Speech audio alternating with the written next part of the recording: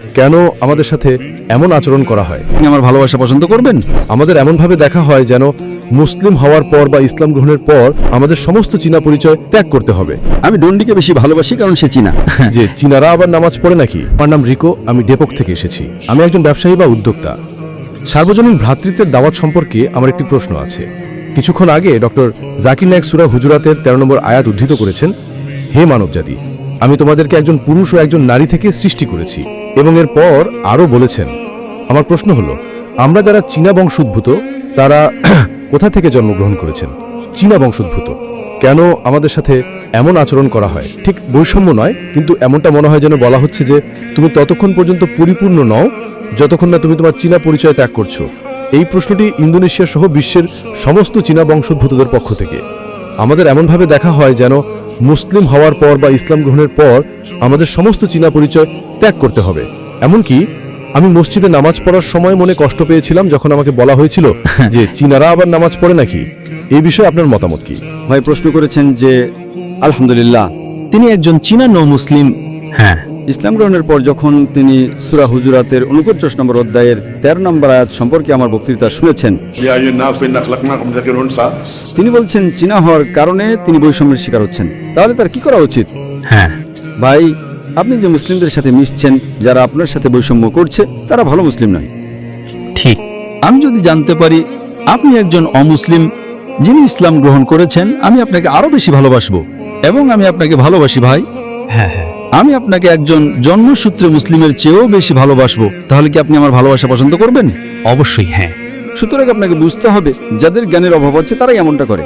আমার জন্য মাশাআল্লাহ একজন চীনা মুসলিম, মাশাআল্লাহ, আমি আপনার সাথে আরো ভালো ব্যবহার করব, আরো খুশি হব, যাতে আপনি দিনের উপর অটল থাকেন। একদম ঠিক। তাহলে কেন কেউ আপনাকে চীনা হওয়ার কারণে বৈষম্য করবে? কেন?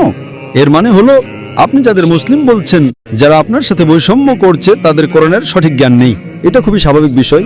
এমনকি ভারতেও কিছু গ্রাম আছে যেখানে মানুষ মনে করে, ও আমরা শক্তিশালী, আমরা সাইয়্যেদ, আমরা শেখ। কিসের সাইয়্যেদ আর কিসের শেখ? আমি আপনাকে আগেই বলেছি, এই আয়াতটি বলে যে শ্রেষ্ঠত্বের একমাত্র মাপকাঠি হলো তাকওয়া। যদি কেউ এই কারণে বৈষম্য করে যে ও তুমি একজন খারাপ মানুষ, তুমি প্রতারণা করো, তুমি মদ্যপান করো, তুমি জুয়া খেলো, তাহলে ঠিক আছে, তা গ্রহণযোগ্য। কিন্তু শুধু চীনা হওয়ার কারণে যদি কেউ আপনাকে বৈষম্য করে, তার মানে সমস্যাটা তার মধ্যেই। আপনি কি বুঝতে পারছেন? হ্যাঁ। তাই আপনার উচিত তাদের জন্য দুঃখবোধ করা। আপনার আল্লাহর কাছে দোয়া করা উচিত যে আল্লাহ যেন তাদেরকে হেদায়েত দান করেন।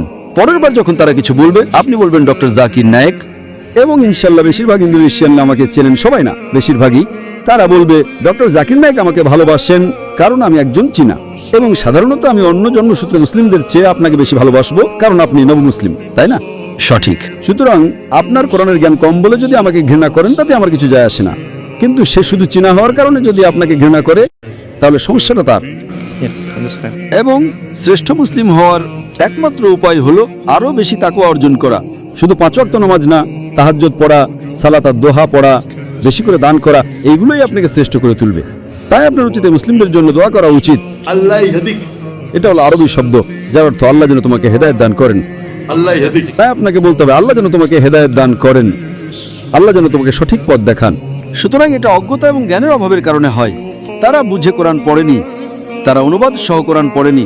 তাই আপনার আল্লাহর কাছে কৃতজ্ঞ থাকা উচিত যে অন্তত তিনি আপনাকে হেদায়েত দিয়েছেন, তাই না? তাই আমরা আল্লাহর শুকরিয়া আদায় করি যে তিনি আমাদের হেদায়েত দিয়েছেন। এই লোকেরা মুসলিম পরিবারে জন্মগ্রহণ করেও কোরআন বোঝে না, সুতরাং আপনি তাদের চেয়ে ভালো মানুষ। আশা করি উত্তরটা পেয়েছেন। ধন্যবাদ ডক্টর জাকির নায়েক। জাযাকাল্লাহু খায়রান। যাই হোক, আমি ডন্ডিকে বেশি ভালোবাসি কারণ সে চীনা। এমনকি ডন্ডিকেও আমি বেশি ভালোবাসি, সে চীনা, তাই সে আমার আরো কাছের। মাশাআল্লাহ, আল্লাহ যেন তাকে হেদায়েত দান করেন এবং ইনশাআল্লাহ তাকে আরো শক্তি দিন যাতে সে অন্য মুসলিমদের দিনের পথে নিয়ে আসতে পারে। আমিন।